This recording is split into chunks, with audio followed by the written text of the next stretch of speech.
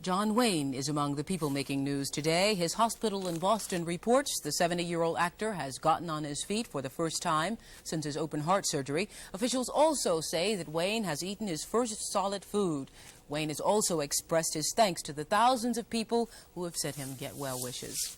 Rock and roll singer Jerry Lee Lewis has been convicted in Memphis, Tennessee, of driving under the influence of drugs. A judge there says he'll decide in May whether to sentence the singer to jail. A criminal court jury has fined Lewis $200. In court, Lewis testified that the pills prescribed by a doctor apparently made him lose control of his Rolls Royce. He was arrested last June.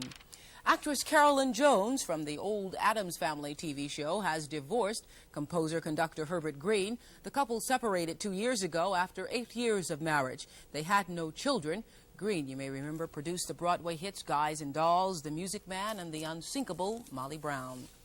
Farrah Fawcett Majors says she was negotiating demands at the time she left the ABC television show Charlie's Angels, and she claims she never signed a final contract. A television production company has brought a breach of contract suit contending that a Hollywood custom gave it 4 years of options on her employment.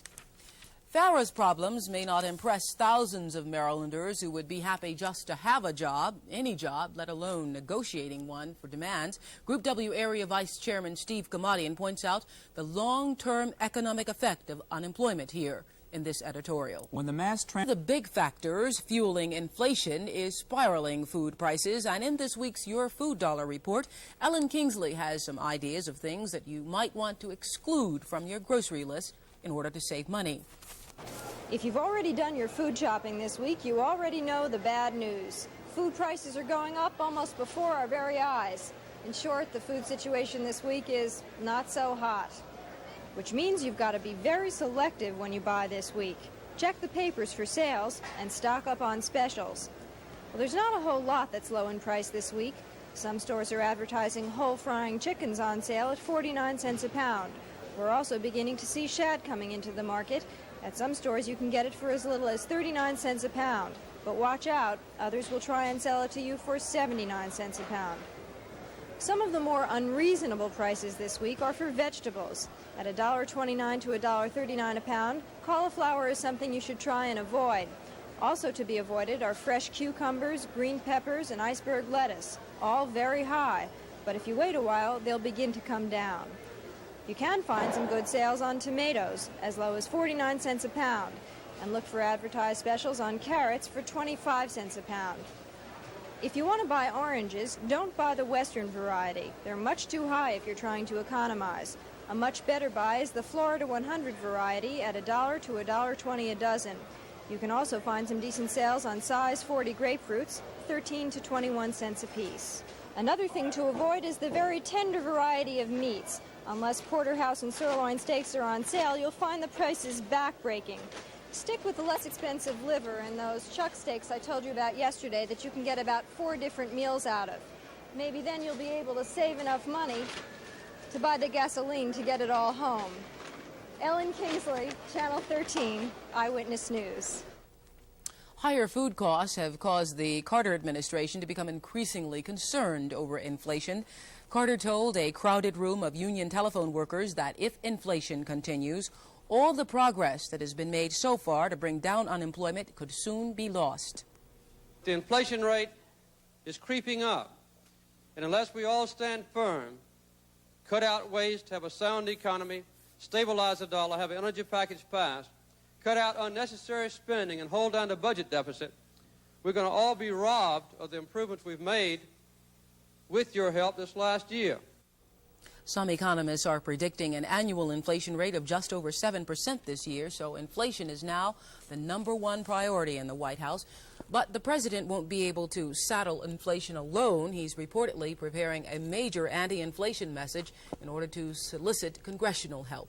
And Oprah, I've noticed that children have a habit of ignoring doctor's orders, especially when it comes to measles shots or other painful preventive methods. But they might listen to Captain Kangaroo or the robots from Star Wars, all of whom are part of a new nationwide immunization program.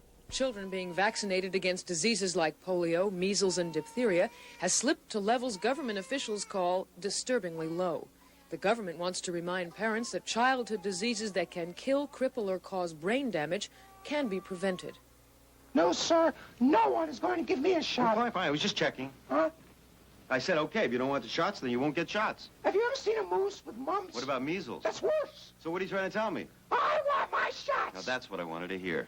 Immunization has worked so well, parents have been lulled into a false sense of security. Some have neglected children's shots, even though they're available free or at low cost. The goal is to have 90% of America's children vaccinated against childhood diseases which are totally preventable. And the government thinks it can be done, with a little help from some friends. Come along, R2. Don't be so silly. You can't possibly be getting whooping cough.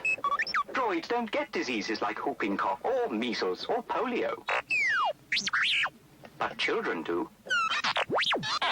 All right, R2, I'll ask them.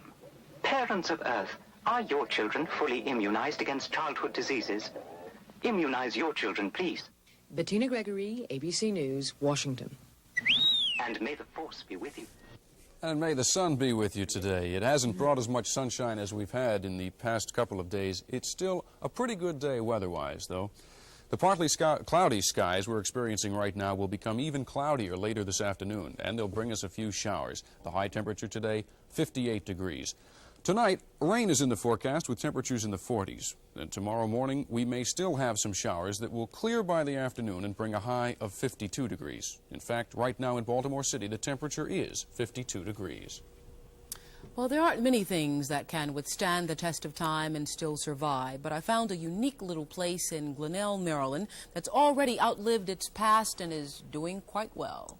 Sitting on the side of Triadelphia Road in Glenelg is a little store built out of hand-hewn logs and wooden pens. It's a country store doubling as a post office. For the past 40 years, Catherine Brown Mullinex has been sorting the mail, notarizing documents, and minding the store. Ms. Mullinex, being here 41 years, I'm sure you've seen a lot of things come and go. That is sure. Many of them. I've seen many that was just youngsters when we first came here that are grown up, married, have children of their own that was the size that they were when we first came here. She retired from her job as Glenelg's postmistress just last week, but doesn't seem to mind too much. To tell you the downright truth, she says she didn't realize she was being pushed so hard. Most of her time now is spent right here in Brown's Grocery. That is, to many, more than just a store. I feel that it's a part of America that isn't going to be anymore. The country store and a place where you pick up your mail and get some of the news. I mean, that's part of America that's dying. Standing inside this old store built around 1850, you're reminded of a precious part of the past that is often lost in today's rush world. And no doubt you'll find some things here that have long since left your corner grocers. Not much calls for snuff, though, anyway. None anymore. Once in a great while, but not enough to justify us to even stock any of it. How about chewing tobacco? Not much. It used to be you couldn't hardly keep in it, and there's not much of that sold anymore. Seems like the older timers that used to use that, they're all gone. Many of the old-timers have gone, and with them, symbols of the past. But Brown's Grocery, the little country store on Triadelphia Road in Glenelg, is alive and thriving, and will stay that way, Catherine Mullinex says, as long as the good Lord's willing. Talk about roots. Going back to that store reminded me of my childhood. Seeing those tin tubs hanging overhead. Did you notice those? I remember we used to heat water. Get a bath in those little things. That's right. Did you too? No, not me. Is that store still there? The store's still there. And you're not. And I'm not. You've abandoned the tradition. That's true, but, you know, going back reminded me of the old times. Good old times. Finally, this note from St. Paul, Minnesota. A daily breakfast of bacon, eggs, and a shot of whiskey may not sound very healthy, but it's hard to argue against success. J. Percy Zachary eats that breakfast every day, and he just celebrated his 106th birthday. Zachary says that whiskey is medicine, and what he calls a shot turns out to be almost a full coffee cup. It may not be the amount that has enabled Zachary to live so long, but rather the quality. He says he only drinks 100 proof whiskey. Whew. That's good for what ails you. We'd like to apologize. Frank Luber's report on Vietnam veterans who are meeting in Baltimore today is not ready for us. We're having technical problems, but they should be straightened out by 6 o'clock, so we hope you'll join us then. That's when Jerry Turner and Al Sanders will take over. That's it for now. I'm Steve Frazier. I'm Oprah Winfrey. Have a good afternoon.